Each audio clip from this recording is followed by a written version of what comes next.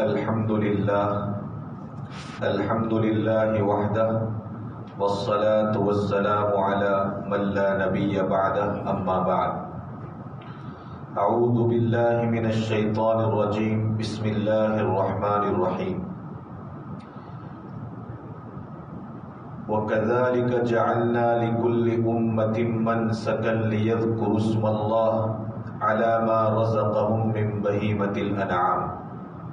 وقال تعالى لن ينال الله لحومها ولا دماؤها ولكن يناله التقوى منكم وقال رسول الله صلى الله عليه وسلم افضل الايام عند الله يوم النحر ثم يوم النقر وقال رسول الله صلى الله عليه وسلم افضل ایام الدنیا ایام العشر وقال رسول اللہ صلی اللہ علیہ وسلم ما عمل آدمی یوم النحر عملا احب الى اللہ من احراق الدم وقال رسول اللہ صلی اللہ علیہ وسلم من له سعة فلم يضحي فلا يقربن مصلانا او كما قال عليه الصلاة والتسلیم۔ گرامی قدر بزرگوں اور میرے عزیز نوجوانوں، اللہ رب العزت کو اپنے بندوں کے ساتھ بے حد محبت ہے۔ یہی تو وجہ ہے کہ وہ بالکل نہیں چاہتا کہ میرا ایک بندہ بھی جنت کے بجائے جہنم کے اندر داخل ہو، اور اسی محبت کی بنیاد پر اللہ رب العزت نے اپنے بندوں کی وہ رہنمائی فرمائی کہ اگر بندے اس رہنمائی کے مطابق اپنی زندگی گزارنا شروع کر دیں اور اس رہبری پر عمل کرنا شروع کر دیں تو ایک بندہ بھی جنت کے بجائے جہنم میں نہیں جا سکتا ہے۔ اور اس کے لیے اللہ تبارک و تعالی نے بڑے آسان جو انسان کر سکتے ہیں، انسانوں کے لیے جس کے اوپر عمل کرنا ممکن ہے، ایسے چھوٹے چھوٹے اعمال اللہ تبارک و تعالی نے انسانوں کو عطا فرمائے۔ انہی اعمال میں سے ایک عمل جو رمضان کی اہم ترین عبادتوں کے بعد سب سے زیادہ اللہ کے بندوں کی طرف متوجہ ہوتا ہے، اور اللہ تبارک و تعالی نے اس عمل کا اپنے بندوں سے مطالبہ کیا ہے۔ ایمان کے بعد 4 قسم کی عبادتیں ہیں، جن میں سے 2 قسم کی عبادتوں کا تعلق ہر قسم کے مسلمان سے ہے، چاہے وہ مسلمان امیر ہو یا غریب ہو۔ نماز چاہے امیر ہو یا غریب ہو، ہر ایک کو پڑھنی ہے۔ روزہ امیر ہو کہ غریب ہو، ہر ایک کو رکھنا ہے۔ اور دوسری 2 عبادتیں جن میں سے ایک زکوٰۃ کا صاحب نصاب پر فرض ہوگی، سب پر فرض نہیں ہوگی، اور دوسرے نمبر پر حج کہا صاحب استطاعت کے اوپر فرض، جس کے اندر طاقت ہے، جس کو اللہ تبارک و تعالی نے آسودہ بنایا ہے، جس کو اللہ تبارک و تعالی نے مال اور اسباب والا بنایا ہے، صحت مند اور تندرست بنایا ہے، اپنے گھر سے لے کر کے حرم مقدس اور حرم مقدس سے لے کر کے اپنے گھر وہ اپنے طور پر واپس آ سکتا ہے، ایسے صاحب استطاعت کے اوپر حج کو فرض فرمایا۔ لیکن اللہ رب العزت نے حج کے علاوہ ایک حاجی کے ساتھ مشابہت پیدا ہو جائے، ایک حاجی کے ساتھ ہر مسلمان کو، چاہے وہ ہندوستان میں رہتا ہو یا دنیا کے کسی بھی خطے اور کونے میں رہتا ہو، اگر وہ حج نہیں کر سکتا ہے تو کم سے کم ایک حاجی کے ساتھ مشابہت اختیار کر لے۔ اس کا اور ایک حاجی کا عمل تو بظاہر ایک جیسا نہ ہونے پاوے پورے طور پر، لیکن کچھ طرح سے وہ ایک جیسا بن جائے تاکہ اللہ تبارک و تعالیٰ کی رحمتیں، اللہ تبارک و تعالیٰ کی برکتیں، اس کا فیضان، رب تبارک و تعالیٰ کی طرف سے شفقتیں اور اس کی طرف سے جو مہربانیاں ایک حاجی کے اوپر نازل ہوتی ہے اور ایک حاجی مستحق بنتا ہے حج میں نہ جانے والا استطاعت نہ ہونے کی بنیاد پر، اگر ان جیسا تھوڑا سا عمل پورے طور پر بھی نہ صحیح ایک تھوڑی سی مشابہت بھی اختیار کر لیتا ہے تو بہت امید ہے کہ ان تمام رحمتوں اور ان تمام برکتوں کا مستحق یہ انسان بھی بن جائے گا جو اگرچہ حج کو تشریف نہیں لے جا سکا ہے، حج کو نہیں جا سکا ہے۔ یہ اللہ تبارک و تعالیٰ کی اپنے بندوں کے ساتھ حد درجے کی محبت ہے جس کا انسان اندازہ نہیں لگا پا رہا ہے۔ ایک وہ انسان جو وہاں پر ہے، اپنا مال قربان کر کے، اپنا وقت قربان کر کے، اور پتہ نہیں کہ وہاں سے واپس بھی آئے گا کہ نہیں آئے گا، گویا اپنا تن من دھن سب قربان کر کے یہاں سے پہنچ رہا ہے، اور ایک وہ انسان کے جو یہاں بیٹھ کر کے اس جیسا تھوڑا سا عمل کر رہا ہے، مگر ہائے خدا تیری محبت پر قربان، خدا اے اللہ بندوں کے ساتھ تیرا ایک عجیب و غریب معاملہ کہ دنیا کا کوئی امیر سے امیر انسان بھی اپنے ماتحت کے ساتھ یہ معاملہ نہیں کر سکتا ہے۔ کیا خدا کی رحمتوں کا کیا پوچھنا کہ یہاں بیٹھ کر کے صرف حاجی کے ساتھ ایک تھوڑی سی مشابہت اختیار کر لیتا ہے، ایک تھوڑی سی سملریٹی وہ اختیار کر لیتا ہے اور اللہ تبارک و تعالیٰ اس کو وہ ثواب عطا فرما دیتے ہیں۔ یہ محبت نہیں تو اور کیا چیز ہے؟ پھر ذرا اور نیچے آ کر کے میں بات کروں، اس وقت میں حج پر بات کرنا نہیں چاہتا ہوں، حج کے پروگرام تو بن چکے ہیں، ابھی پروگرام ہے قربانی کا۔ اللہ رب العزت کے نزدیک نبی اکرم صلی اللہ علیہ وسلم ارشاد فرماتے ہیں، توجہ چاہتا ہوں، آپ علیہ الصلوۃ والسلام کا ارشاد ہے کہ ما عمل آدمی من عمل یوم النحر احب الی اللہ من احراق الدم۔ اس سے بھی پہلے ایک بات میں بتاتا چلوں، سرکار دو عالم صلی اللہ علیہ وسلم کا ارشاد ہے کہ اعظم الایام عند اللہ، اللہ کے نزدیک سب سے عظیم دن رمضان کے بعد، اللہ کے نزدیک سب سے عظیم دن اگر کوئی دن ہے تو وہ ایام یعنی کہ یوم النحر جس کو ہم قربانی کا دن کہتے ہیں،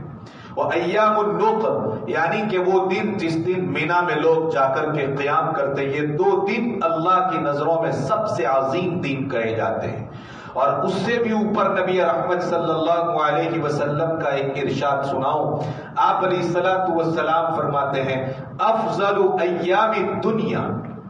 دنیا کے جتنے بھی دن ہیں ان تمام دنوں میں سب سے زیادہ فضیلت کا اگر کوئی دن ہے تو نبی اکرم صلی اللہ علیہ وسلم فرماتے ہیں وہ ایام العشر یعنی کہ ذی الحجہ کے 10 دن ہے۔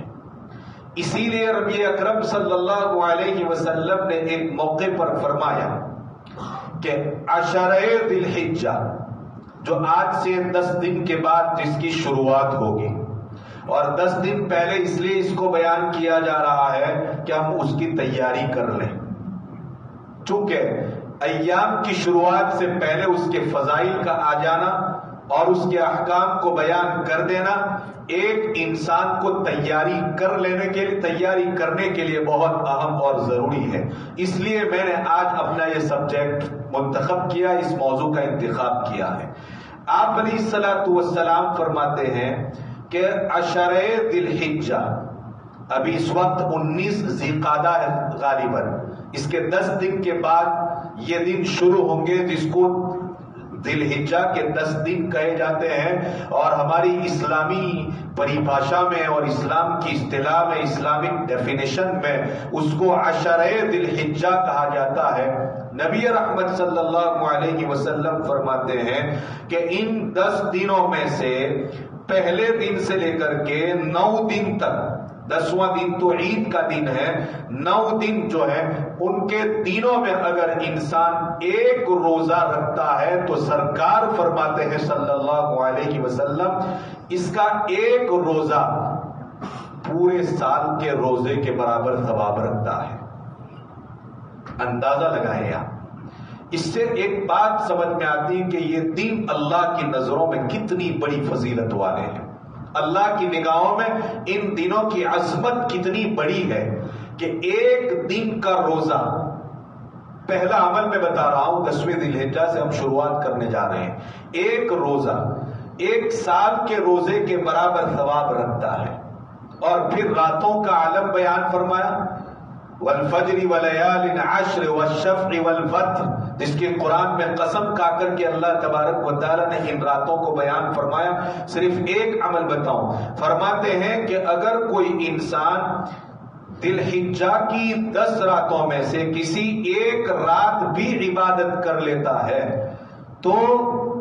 آپ علیہ الصلوۃ والسلام فرماتے ہیں اس انسان کو شب قدر کی، یعنی شب قدر کا جو ثواب ہے اس کے برابر ثواب ملتا ہے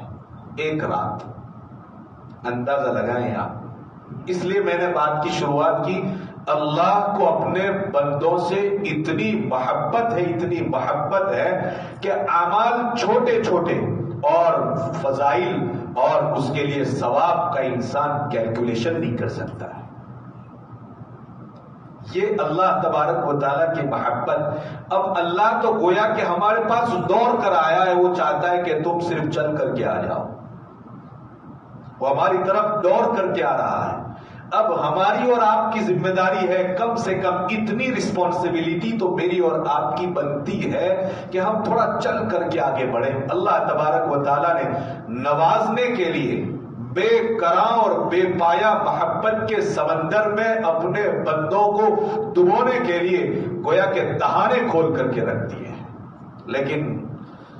کیا کریں، اب بڑے افسوس کے ساتھ یہ بات کہنی پڑ رہی ہے کہ عاشقان رسول کو رسول اللہ سے اتنا عشق تو ہے زبانی، مگر رسول اللہ کے بیان کردہ فضائل کے اوپر شاید اتنا یقین اور اتنا اعتماد نہیں ہے کہ پریکٹیکل کی دنیا کے اندر اس کی پریکٹس ہی نہیں کر رہے انعامات کی، اس کو ہم ادا ہی نہیں کر رہے، اس کو کہتے ہیں اس کا پرفارم ہی نہیں کر پا رہے ہم لوگ۔ تو پہلا عمل کیا کریں گے؟ 10 ذی الحجہ تک میں، 9 ذی الحجہ تک تو کم سے کم ہم ایک روزہ تو رکھ لیں، 9 نہ صحیح تو ایک روزہ تو رکھ لیں، اور 9 راتیں اور 10 راتیں نہ صحیح تو ایک رات تو کم سے کم جاگ لیں کہ جس رات میں ہم عام دنوں میں تو 2 رکعت نہیں پڑھتے ہیں، لیکن کم سے کم اس فضیلت کو سامنے رکھ کر کے 2 رکعتیں پڑھ لیں۔ ان دنوں کی فضیلت کا عالم یہ ہے کہ اللہ تبارک و تعالیٰ نے ایک عظیم ترین سنت جس کو سنت ابراہیمی کہا جاتا ہے، اللہ تبارک و تعالیٰ نے امت مسلمہ کے اوپر اس کو واجب قرار دیا ہے۔ ذرا اس پہلو کو میں آپ کے سامنے کھولنا چاہتا ہوں۔ گھروں میں قربانیاں تو ہو رہی ہے، سیدھے سادے انداز میں کچھ بات ہو جائے، گھروں میں قربانیاں ہو رہی ہے، پوچھا جاتا ہے کہ قربانی ہے تو کہا ہمارے دادا نے قربانی رکھی ہے، کیا رکھا ہے جناب؟ ایک بکرا، ایک دادا کی طرف سے ایک بکرا اور پورا گھر اس کے اندر شامل۔ ہمارے انگلینڈ میں ہمارے چچا ہیں، انہوں نے قربانی بھیجی ہے جناب، وہ ان کی قربانی ہو رہی ہے، ہماری قربانی یہ نہیں ہو رہی ہے۔ اور سیدھی سادے انداز کے اندر کچھ باتیں جو ایک ہمارے گھروں کے اندر اور کہا جائے ہمارے معاشرے کے اندر اتنی سرایت کر چکی ہے کہ اس کے علاوہ کوئی بات تسلیم کرنے کے لیے تیار ہی نہیں ہے۔ وہ اپنا وجوب ادا کر رہے ہیں ہمارے اوپر۔ اگر ہم صاحب استطاعت ہیں، ہمارے پاس اتنا مال ہے کہ جس کی بنیاد کے اوپر قربانی واجب ہو جاتی ہے تو ہمارا وجوب الگ ہے۔ چچا یا پھوپھا یا خالو یا ماموں کی طرف سے کی جانے والی قربانیاں ہمارے گھر پر ہو رہی ہے، ہماری طرف سے نہیں ہو رہی ہے۔ یہ الگ چیز ہے کہ اگر وہ اپنا حصہ بھی، ہمارا حصہ بھی اپنی قربانیوں میں اگر آپ کے کہنے سے شامل کر لے، وہ ایک الگ بات ہے۔ بہرحال میں یہ کہنا چاہتا ہوں کہ اس وقت تک ان ایام کی جو لوگ حج کو نہیں جا سکے ہیں ان کے اوپر یہ ایک وجوب عائد کیا جا رہا ہے کہ اگر تم کو اللہ تبارک و تعالیٰ نے استطاعت دی ہے، آسودہ بنایا ہے، تو تمہیں بھی قربانی کرنی پڑے گی۔ سنت ابراہیمی ہے، حضرت ابراہیم علیہ السلام کی اس سنت کے ساتھ صرف مشابہت اختیار کرنی ہے۔ ابراہیم نے جو کیا وہ تو رہتی دنیا تک کوئی نہیں کر سکتا ہے، کر سکتے ہیں؟ حضرت ابراہیم علیہ السلام نے تو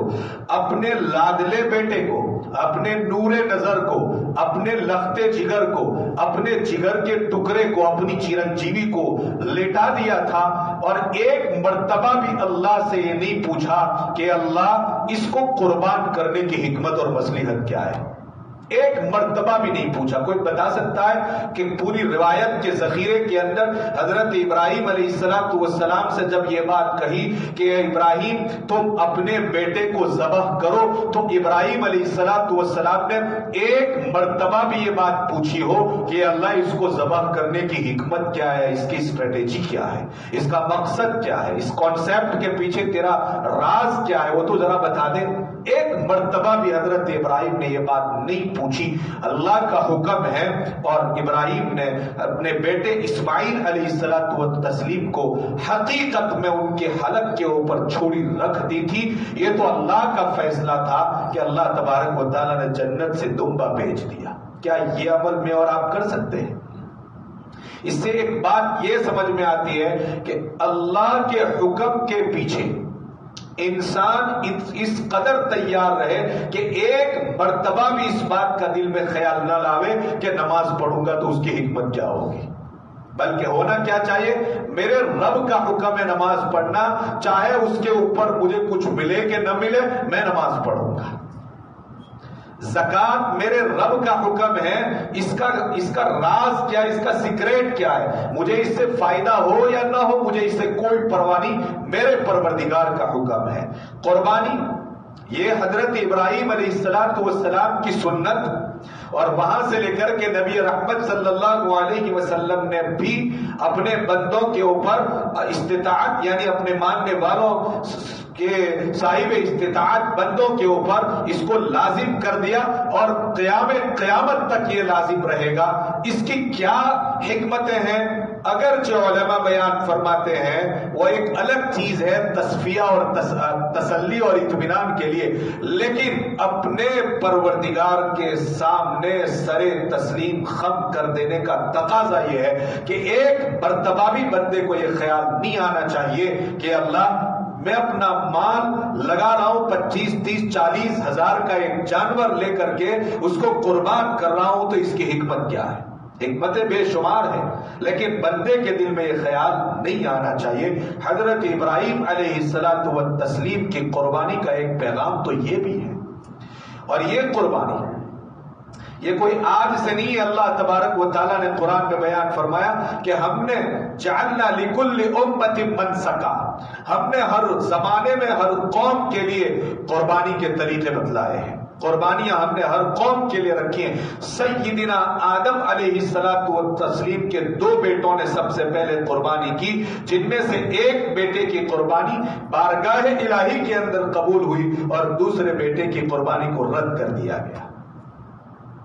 وہ سلسلہ چلا چلا، پھر حضرت ابراہیم علیہ السلام نے، اور وہاں سے پھر یہ سلسلہ چلا تو میرے اور آپ کے آقا جناب محمد رسول اللہ صلی اللہ علیہ وسلم نے اپنی امت کے لیے اس کو ضروری قرار دیا صاحب استطاعت افراد کے اوپر، اور پھر قرآن نے اس پیغام کو سنایا کہ قربانی کیا ہے، کہ لن ینال اللہ لحومها ولا دماؤها ولکن ینالہ التقوی منکم۔ سنو، نہ قربانی کے گوشت کی اللہ کو ضرورت ہے، نہ قربانی کی کھال کی اللہ کو ضرورت ہے، نہ قربانی کے بال کی اللہ کو تبارک و تعالیٰ کو ضرورت ہے، وہ تو چاہتا ہے کہ تمہارا جذبہ قربانی کیا ہے، تم کس جذبے کے ساتھ اس جانور کو میری بارگاہ کے اندر قربان کر رہے ہو۔ وَلَٰكِن يَنَالُهُ التَّقْوَىٰ مِنكُمْ، تمہارا وہ جذبہ اطاعت، میرا اور آپ کا وہ جذبہ فرما برداری، میرا اور آپ کا وہ جذبہ کہ اللہ کا حکم ہے چاہے کچھ بھی ہو جائے مگر میں اپنے پروردگار کے حکم کو توڑ نہیں سکتا، نہ چھوڑ سکتا ہوں۔ وَلَٰكِن يَنَالُهُ التَّقْوَىٰ مِنكُمْ، قربانی کا ایک سیکریٹ یہ بھی ہے کہ اللہ تبارک و تعالیٰ انسانوں سے یہ پریکٹس کروا رہا ہے، قربانی کروا کر کے یہ پریکٹس کروا رہا ہے، اور اس بات کا جذبہ پیدا کروا رہا ہے کہ میرے حکم کے اوپر ایک بال کے برابر بھی آگے پیچھے ہونے کی گنجائش نہیں ہے، یہ اسپرٹ پیدا کرو، اور یہی پریکٹس اس دنیا کے اندر مجھ سے اور آپ سے کروائی جا رہی ہے، یہ ہے جذبہ قربانی۔ اسی لیے اللہ تبارک و تعالیٰ نے فرمایا لن ینال اللہ لحومها ولا دماؤها، نہ قربانی کا گوشت پہنچتا ہے، گوشت تو ہم کھاتے ہیں، ولا دماؤها، اور نہ اس کا خون پہنچتا ہے تو تمہارا تقوی پہنچتا ہے، تم پہنچتا ہے تو تمہارا جذبہ ایثار پہنچتا ہے تو تمہارا جذبہ اطاعت پہنچتا ہے۔ حالانکہ نبی اکرم صلی اللہ علیہ وسلم کا یہ ارشاد بھی ہے کہ اگر قربانی کی جائے تو مریل ٹٹو جانور کی قربانی نہ کی جائے،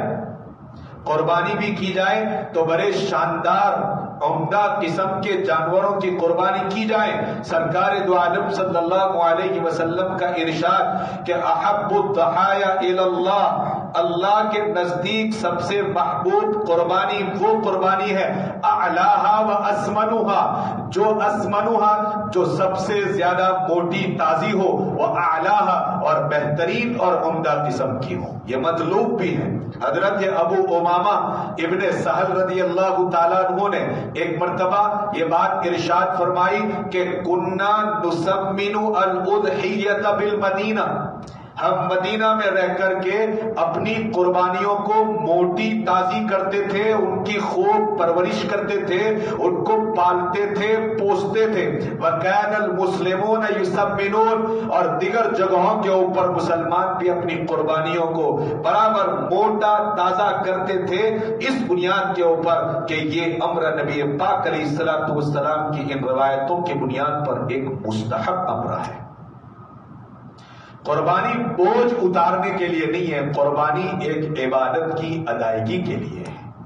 قربانی اس بنیاد کے اوپر ہے کہ میرے اور آپ کے آقا جناب محمد رسول اللہ صلی اللہ علیہ وسلم نے اپنے ہاتھوں سے موٹا تازہ دمبا، بلکہ دو دمبے ذبح فرمائے، کئی دمبے آپ علیہ السلام نے ذبح فرمائے ہیں۔ اس جذبے کے ساتھ یہ قربانی ادا کی جاتی ہے، گوشت خوری کے لیے تو ہرگز نہیں، اگرچہ یہ اس کے پیچھے کے دوسرے مقاصد یا کہہ لیجئے کہ دوسرے فوائد میں سے ہیں، لیکن سب سے بڑا اور عظیم مقصد تو یہ ہے کہ ہم یہ بات پیش کرنا چاہتے ہیں کہ اللہ تیرے حکم کے آگے ہم اپنا سب کچھ قربان کرنے کے لیے تیار ہیں۔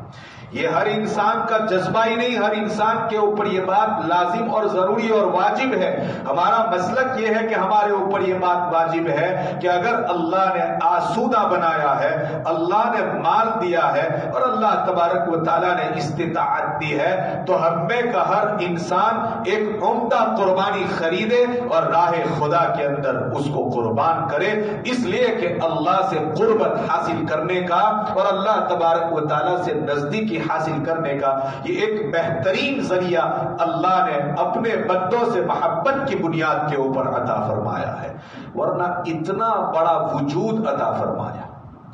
جان دی اللہ تبارک و تعالیٰ نے، اتنا مضبوط جسم عطا فرمایا، اتنا بہترین دماغ عطا فرمایا، انٹلیکٹ بنایا، اتنا بہترین کہا جائے تو مائنڈ کے اعتبار سے، پلاننگ کرنے کے اعتبار سے ہم سے بہترین پلاننگ دنیا کا کوئی جاندار نہیں کر سکتا ہے جو انسان کر سکتا ہے۔ اس کا تقاضا تو یہ تھا کہ اتنی عظیم نعمت کے بعد ہم سے مطالبہ بھی عظیم چیز کا کیا جانا چاہیے۔ جتنی بڑی چیز ہم کو دی جاتی ہے، ہم سے اتنی ہی بڑی چیز مانگی جاتی ہے، اس کا ریوارڈ بہت بڑا ہوا کرتا ہے۔ لیکن اللہ تبارک و تعالیٰ جانتا تھا کہ ان سے کتنا مانگنا چاہیے اور ان کو کتنا دینا چاہیے۔ اللہ نے بہت معمولی اعمال ہمارے اوپر رکھے، مگر اس کے لیے بے شمار ثواب رکھے ہیں۔ ہمیں چاہیے کہ ان بے شمار ثواب کے حاصل کرنے کے لیے محنتیں کریں۔ اس لیے میں کہتا تھا لَن يَنَالَ اللَّهَ لُحُومُهَا وَلَا دِمَاؤُهَا وَلَكِنْ يَنَالُهُ التَّقْوَى مِنْكُمْ۔ تمہارا اور میرا تقوی، تمہارا اور میرا جذبہ اطاعت، تمہارا اور میرا جذبہ فرما برداری، تمہارا اور میرا یہ جذبہ کہ اللہ تبارک و تعالیٰ کا کون سا حکم کس گھڑی میری اور آپ کی طرف متوجہ ہوتا ہے، وہ جذبہ کیا ہے، وہ اللہ تبارک و تعالیٰ کے دربار میں پہنچتا ہے، اور یہیں سے کامیاب اور ناکام انسان کے فیصلے ہوا کرتے ہیں۔ آج قربانیاں موٹی تازی خریدی بھی جا رہی ہے اور موٹی تازی کی بھی جا رہی ہے۔ ذرا ان کو میں اس آیت کریمہ کی روشنی میں متوجہ کرنا چاہتا ہوں کہ یاد رکھیں اگرچہ یہ امر مستحب ہے، لیکن اس لیے نہیں ہونا چاہیے کہ لوگ یہ کہیں کہ ان کی قربانی بڑی موٹی تازی ہے، انہوں نے تو 1 لاکھ روپے میں قربانی خریدی، انہوں نے تو 2 لاکھ روپے کی قربانی خریدی۔ آج ہم نے دیکھا ہمارے معاشرے اور ہماری سوسائٹی اور ہمارے سماج میں عبادتیں تو ہو رہی ہے، مگر عبادتوں میں یہ دکھلاوا بھی داخل ہو چکا ہے جو اللہ کی نظروں میں اس کی کوئی حیثیت نہیں۔ اللہ نے تو صاف صاف بتا دیا وَلَكِنْ يَنَالُهُ التَّقْوَى مِنْكُمْ۔ بس اندر کی بات، تمہارا خلوص، تمہاری للہیت، تمہارا اور میرا اللہ کے لیے کیا جانے والا یہ عمل، بس یہی ایک چیز پہنچتی ہے اور کوئی چیز نہیں پہنچتی ہے۔ لیکن ظاہری اعتبار سے اس بات کا مطالبہ کیا جاتا ہے کہ جانور کیسا ہونا چاہیے، عمدہ قسم کا ہونا چاہیے، بہترین قسم کا ہونا چاہیے۔ خود رسول اکرم صلی اللہ علیہ وسلم اور آپ علیہ الصلوۃ والسلام کے جانثار صحابہ اور ہمارے اسلاف، ہمارے اولیاء، ہمارے اکابرین، ہمارے مشائخ نے آج تک اس کے اوپر عمل کیا ہے، ہم بھی اس کے اوپر عمل کریں گے، اور اس طرح کے قربانی کے جانور کو ہم خرید کر کے راہ خدا کے اندر قربان کریں گے۔ اور قربانی کا ایک مقصد یہ بھی ہے جناب کہ اس کے ذریعے انسان کو اللہ کی قربت حاصل ہوتی ہے، اللہ کی نزدیکی حاصل ہوتی ہے۔ دنیا کے انسانوں سے بہت نزدیکیاں حاصل کر لی، مگر اب تک ہم اپنے مشن میں کامیاب نہیں ہوئے۔ غلط تو نہیں کہہ رہا ہوں، دنیا کے بڑے بڑے لوگوں سے ہمارے تعلقات، بڑے بڑے لوگوں سے ہمارے رابطے اور بڑے بڑے لوگوں کے ساتھ ہماری پہنچ، مگر اب تک ہم یہ نہیں کہہ سکتے ہیں کہ ہم کامیاب ہوئے۔ ہاں، کامیاب اس وقت ہوں گے جب ہماری قربت اپنے پروردگار سے ہو جائے، ہماری نزدیکی اپنے خالق و مالک کے ساتھ ہو جائے۔ میرا اور آپ کا مضبوط کنیکشن جو کبھی ڈسکنیکٹ نہیں ہو سکتا ہے، وہ میرے اور آپ کے کریٹر، میرے اور آپ کے پیدا کرنے والے خالق و مالک سے ہو جائے، جس نے ہمیں بے شمار نعمتوں سے مالا مال فرمایا ہے، جس نے ہمیں ان گنت نعمتیں عطا فرمائی ہیں، اس کے ساتھ میرا اور آپ کا مضبوط رشتہ ہونا چاہیے۔ اور اسی مضبوط رشتے کو قائم کرنے کے لیے اللہ تبارک و تعالیٰ نے اس امت کے انسانوں کے اوپر قربانی کو لازم کیا ہے۔ لہذا عزم کریں، ارادے کریں کہ انشاءاللہ عشرہ ذی الحجہ کے 10 دنوں کی جو عبادتیں ہیں، مثلا روزہ رکھنا، راتوں کو جاگ کر اللہ تبارک و تعالیٰ کی عبادت کرنا، حجاج کی طرح جن کے اوپر قربانیاں واجب ہو چکی ہیں اور جو قربانیاں کرنے والے ہیں وہ اپنی مونچھیں اور اپنی داڑیاں اور دیگر جگہوں کے بال اور اسی طرح ناخن وغیرہ کو نہ کاٹ کر کے حاجیوں کے ساتھ اپنی ایک مشابہت پیدا کر دیں، اور پھر دیکھیں اللہ تبارک و تعالیٰ کی طرف سے جو فیوز اور برکات نازل ہو رہے ہیں، ان برکات اور اور فیوز کے ہم بھی کس طرح مستحق بن رہے ہیں. ارادے کریں کہ یہ عبادتیں بھی ہم کریں گے, اور ان 10 دنوں کی یوم النحر یعنی کہ 10ویں ذی الحجہ کی جو اہم ترین عبادت ہے قربانی, ہم میں کا ہر شخص جو صاحب استطاعت ہے انشاءاللہ ثم انشاءاللہ حسب استطاعت حسب توفیق اس کے اوپر ضرور عمل کریں گے کہ نہیں انشاءاللہ. یہی آج کا پیغام تھا. اب انشاءاللہ موقع ملے گا تو قربانی کے سلسلے میں جو احکام اور جو مسائل ہے اس کے اوپر بھی کبھی گفتگو ہو جائے گی. دعا کرتا ہوں اللہ تبارک و تعالی آنے والے ان 10 دنوں کی صحیح قدر کرنے کی توفیق نصیب فرماوے. ناقدری سے میری اور آپ کی بلکہ ہماری تمام نسلوں کی حفاظت فرماوے.